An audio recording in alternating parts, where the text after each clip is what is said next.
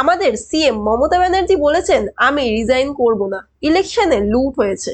এখন প্রশ্ন হলো, সিএম যদি গদি ছাড়তে না চায় তাহলে কি হবে? পুলিশ কি সিএম কে নবান্ন থেকে বের করে দেবে? নিয়ম হলো ইলেকশন হারার পর সিএম কে গভর্নরের কাছে গিয়ে রেজিগনেশন দিতে হয়, কিন্তু এখানে সিএম যদি আর্জি না দেন তবে শুরু হয় কনস্টিটিউশনাল ডেডলক। এখন সব চোখ গভর্নরের ওপর, তিনি কি সাইলেন্ট থাকবেন?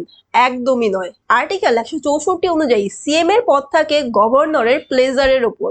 গভর্নর চাইলে ডিসমিসাল অর্ডার সাইন করে সিএম কে বরখাস্ত করতে পারেন।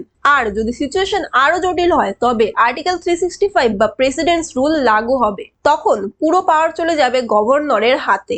গভর্নরের ডিসমিস করার পর থেকে ডিজিপি আর চিফ সেক্রেটারি তার কথা মানতে বাধ্য।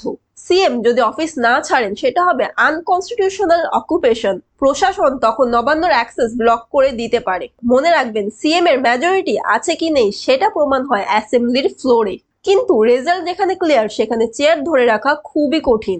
ভারতের গণতন্ত্রে ব্যক্তি নয়, সংবিধানই শেষ কথা। কুর্সি কারো চিরস্থায়ী সম্পত্তি নয়, এটা জনগণের দেওয়া আমানত। বিধানসভার মেয়াদ শেষ হওয়া মানেই সেই আমানত ফিরিয়ে দেওয়ার সময়।